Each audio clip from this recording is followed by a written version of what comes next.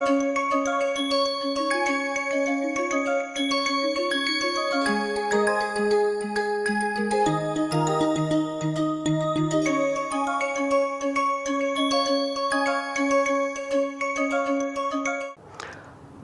and welcome you all for today's lecture. I hope you got the chance to go through what we discussed last time. After we had looked at the recap of the Sharpless epoxidation, we looked at the how normal olefins which do not have an allylic alcohol or any hydroxy group in the vicinity of the double bond, simple olefins, how can they be epoxidized using Swayam complex based metal oxo complexes. And we initially looked at how the C2 symmetry based 1,2-diamines can be prepared, and also how we can get the aldehydes, especially the salicylaldehyde, which we discussed, and they are not easy to prepare, and therefore we looked at the some method for making, and we need substituent here and a substituent here. That means a substituent ortho to the hydroxy group and para to the hydroxy group is that what is required. And of course we used two different types of amines, and one of them was of this kind where of course we had the C2 symmetry based amine, and the other one was with the cyclic system, and this is how these two amines were taken up. And of course we try to look at how we can resolve them or how we can get them optically pure and in a C2 symmetric fashion. So what we looked at, it is just one example is shown here, is with this 1,2-diphenyl 1,2-diamino ethane type of C2 symmetry based amine leads to this complex, and the cyclohexane based 1,2-diamine leads to this particular manganese oxo complex. And we looked at how the epoxidation prevents the particular phenyl group, allows blocking up of the olefin approaching from this side. It also blocks the approach from this side here, and it also blocks from this side where the tertiary butyl group blocks, and eventually what is allowed is that you have an RL group on this side and RS group this side, the large group on the other side and the small group towards the lower side, and that allows epoxidation to take place where this phenyl group does not come into the way, and therefore the epoxidation occurs. Whereas with the cyclohexylamine case, we very clearly saw that how this axially oriented hydrogen blocks the orientation of the large group onto this side. That means if we have to epoxidize, the olefin has to be oriented in this fashion.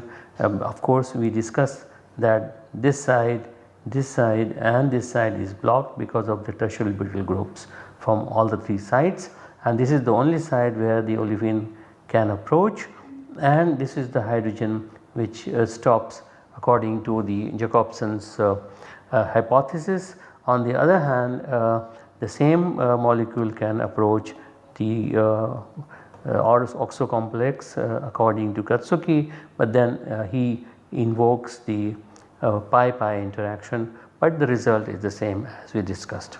So we saw how these epoxidations take place, which are not dependent on the requirement that there should be a hydroxy group in the vicinity of the olefin, and therefore it is a very important reaction. Now we look at the condensation of aromatic aldehyde, that is salicylaldehyde derivatives with C2 symmetry based amines like these two to form the corresponding Swayam complexes in presence of manganese triacetate. In the preparation of these Swayam complexes, we have a choice where we can either have PF6 Cl or acetate ions as the counter ion, which also act as ligands.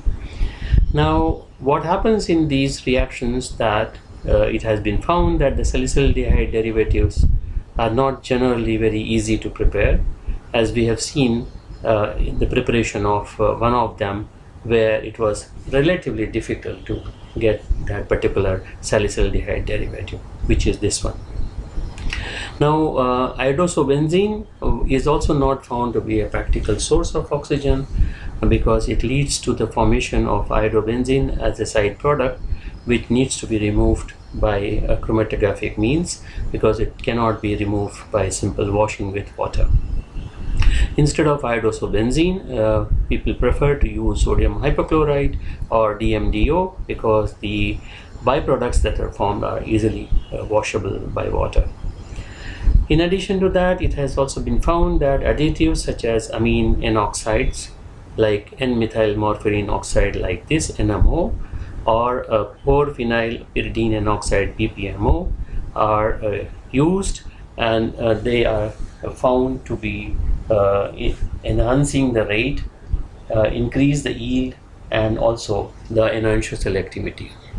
They act as axial coligands and also stabilize the manganese 5 oxo complex, which is obtained by the oxidation of these manganese 3 silane complexes. It is also found that electron donating groups at the para position of the aromatic system stabilize the manganese 5 oxo complexes, and thus the rate of oxygen transfer from that manganese oxo complex decreases, which implies late transition state that increases the alkene interaction with silane ligand being more important. Now we look at how the aldehyde can also be introduced onto the aromatic system by using another reaction where paraformaldehyde is taken. This is paraformaldehyde, basically it is a polymer of formaldehyde. That is how it looks like.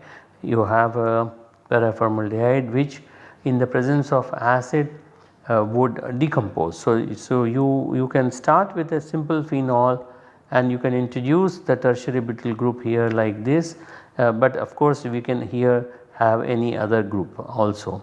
So in any case that is not so important. The important point is that you have a hydroxy group, which is what allows the introduction of the aldehyde group onto the ortho position. So once we have introduced the tertiary butyl group, then paraformaldehyde is reacted with it in the presence of Mg++, that is Mg+2, either as magnesium chloride or this type of magnesium salt in the presence of base like triethylamine. So what is happening is that this polymeric formaldehyde decomposes in the presence of acid to form monomeric formaldehyde, and then the protonation, or say you have a Lewis acid in the form of magnesium chloride, for example here something like this, that allows delta positive to form here and delta negative to form here, and then of course we can expect something like this to happen to form this intermediate. And then this intermediate then is allowed to interact with the triethylamine, and then of course we can expect that something of this kind will happen, and of course we can get the aromatic system becoming like this. Now what we have done in the process is we have introduced here this group adjacent to the alpha position of the hydroxy, that means ortho position, and now what can happen is that this particular bond can break, and we can anticipate that there is a hydride transfer to this, and we can get the CH3O minus coming out and MgCl plus coming out, of course will eventually come out, and then we get this hydroxy group attached. That means this CH2O MgCl has now become the formyl group, and which upon acidification gives the corresponding aldehyde. So this is how a phenol can be converted to the corresponding ortho formyl phenol or salicylaldehyde. So, if we take any derivative of phenol of having substituents at ortho and para position and one vacant position here, then of course we can carry out such a reaction to form the corresponding formyl group onto the vacant ortho position here. So, we can not only have simple salicylaldehyde, but many substituted salicylaldehydes as we have seen it here. So, this is how the mechanism of the introduction of the formyl group at the ortho position of the phenol occurs. Now, what are the examples that we can look at? The Jacobsen Katsuki based reaction, that is, if we take an olefin of this kind that gives the epoxide that is formed on this using this oxo complex, and as one can anticipate that this is sterically hindered position because of the two geminal dimethyl groups, and therefore the opening occurs from this side and the nucleophile from here with carbon nitrogen bond is formed here from the alpha side, because the epoxide is beta and therefore such a product is formed. So, we can have a regio and stereo selective opening of the epoxide and lead to, now as you can see, there are two asymmetric centers with two different functional groups attached to it.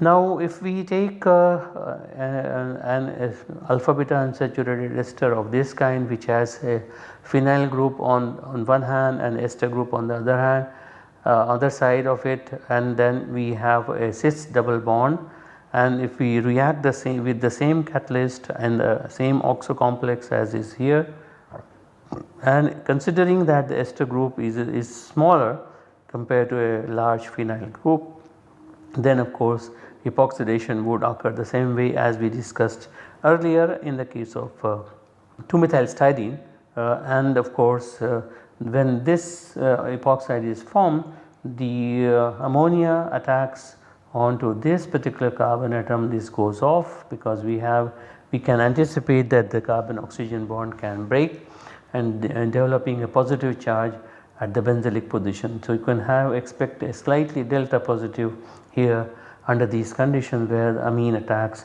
and we get this particular amino alcohol, and then of course we can expect that essentially we can convert that into this particular kind of orientation of the amino alcohol or alpha hydroxy ester. And what is found that if we take isopropyl ester, that seems to have get a different epoxide. Like for example, if we have a CO2IPR, that is isopropyl group, then it appears that this particular group seems to be acting as a larger than aryl group here, and then we get this epoxide when we take this particular olefin, which is cis double bond alpha beta unsaturated ester, and that gives this epoxide which has been converted into an hypertensive agent, an anti-hypertensive agent. Actually, it should not be an hypertensive agent, it is an anti-hypertensive agent. So, diltiazem. So, this is the structure of that, where this hydroxy group is of course coming up there, and this particular aryl group is also coming up from this epoxide. So, it is a long synthesis that we will not go through it, but then the idea is that the simple epoxide which can be easily made in optically pure form, as you can see, is like 96% enantiomerically pure, and then of course you can convert it into the important anti-hypertensive agent. Apart from cis disubstituted olefins, even tri-substituted olefins have been found to give high enantioselectivity in the epoxidation cases. We can also carry out kinetic resolution using these catalysts that have been found. For example, if we start here as an asymmetric center and we begin with a racemic molecule, that means we do not have an optically pure molecule, and then we take a catalyst which is RR oriented, one of the manganese 3 complex, and react with oxidizing agents such as metachloroperbenzoic acid, and what is found, which is mentioned here in the Journal of Practical Chemistry in 1999, that one of the two enantiomers gets epoxidized and the other one, which is what they wanted to use for something else, which gets unepoxidized and therefore resolved. So, this is a kinetic resolution in terms of which olefin gets epoxidized faster and which one does not, and therefore we can resolve it. But this kind of saline complex also has been used as a more or less like a Lewis acid catalyst, which is chiral. Like for example, if we start with this kind of racemic epoxide, a simple small molecular weight epoxide like this, and if we use this catalytic amount of the manganese 3 complex, and intention is not to do epoxidation because there is no olefin, epoxidation does not occur, and therefore what happens is that the catalyst behaves more like a Lewis acid, and from the racemic epoxide, when the Lewis acid attaches to it, the water which is present in the medium, and that is the reason why we take low molecular weight, so that molecule is somewhat soluble in water, and one of them gets opened at this particular position and the other one remains unopened. So, the rate of reaction of the rate of opening of the epoxide is different for two different enantiomers of the same epoxide. So, that also allows, as a result, you can get this epoxide here, or you can get the diol having a hydroxy group here, which is determined from the epoxide that has been utilized for this purpose, and this has been published in 1997 in Science. Now, what exactly is the mechanism of this reaction? A lot of work has been done in this regard, and we can summarize the observations and also the suggestions. It has been observed that cis-1,2 disubstituted alkenes lead to the formation of cis epoxides. That means there is a cis selectivity in these cases. This suggests that the reaction may proceed via a 2+1 concerted pathway like this. For example, if this olefin comes in contact with this manganese 5 oxo complex, then there is a possibility of a 2+1 cycloaddition leading to this particular transition state, which then releases the cis epoxide and of course manganese 3 complex for further oxidation. Alternatively, what they have suggested that the reaction might proceed via metalloxetane intermediate through 2+2 pathway. For example, this manganese 5 oxo complex, when it comes in contact with this cis olefin, then we can expect that 2+2 cycloaddition occurs to form this manganoxetane intermediate, which if it collapses without any intermediate to be formed, then of course we can get the cis epoxide. On the other hand, what has also been found that in conjugated alkenes, a mixture of cis and trans epoxide is formed, and that suggests the possibility of a radical pathway, and that has been proposed in this particular manganoxetane type of pathway, that if this particular carbon manganese bond cleaves homolytically, then of course we can get a radical at this particular carbon atom, and then that will allow a CC bond rotation here and eventually lead to the formation of the trans epoxide. Of course, it can also lead to the formation of cis epoxide. So a mixture of cis and trans epoxide can form. Now, the cis and trans ratio has also been found to be dependent on the oxidant, additive and the catalyst in some cases. So these are the observations and these are the suggestions. So there's a possibility of this kind of mechanism that may be operating, and therefore it is relatively acceptable to invoke such a mechanism. Now this is an example in which what is seen that as I mentioned that the reaction depends upon oxidant, additive and the catalyst that is used. So if we use SS catalyst and here use sodium hypochlorite, what is found is that if we start with this olefin, we get 100% cis olefin. The epoxidation does not make any change in terms of stereochemistry. In a similar fashion, this gives you 100% cis, and in this case it also gives 100% cis. But when you use iodosobenzene in both the cases, then of course what is found is that we get 57% cis product and 43% is ring open product. The ring open product means this cyclopropane gets opened, and in a similar fashion here 83% and 17% is cyclopropane ring open product. So how is it expected that the cyclopropane ring will open?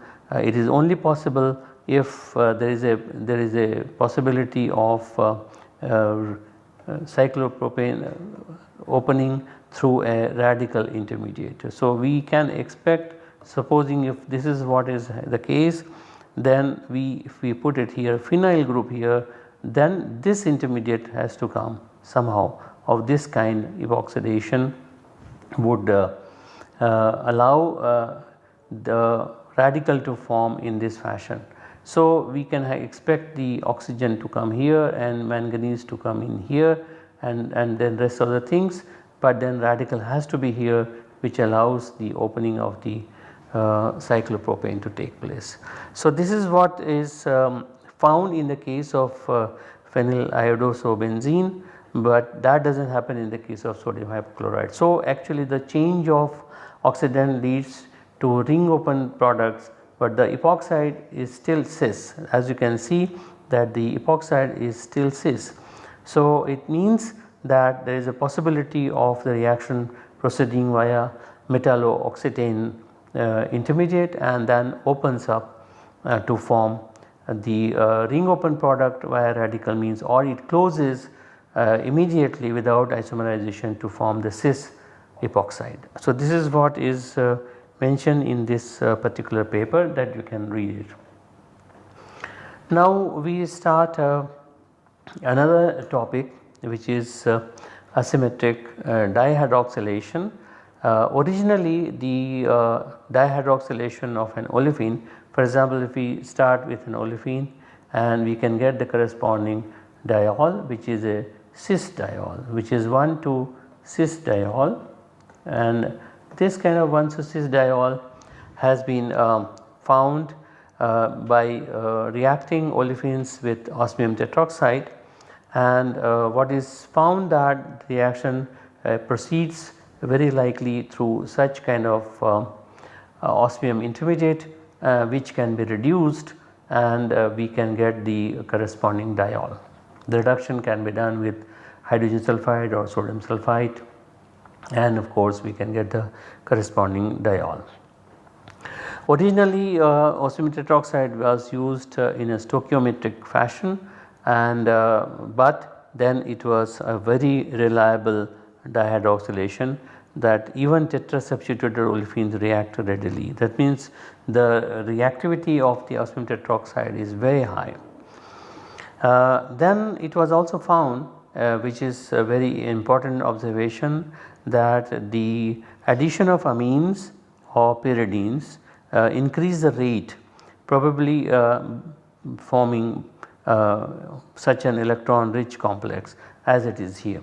As you can see that the osmium tetroxide here is an electron deficient in terms of oxygen, being there as oxygen double bond O, 4 of them, and therefore this particular osmium atom is very electrophilic, and therefore any nitrogen would prefer to bind it very easily, and therefore such a intermediate can allow.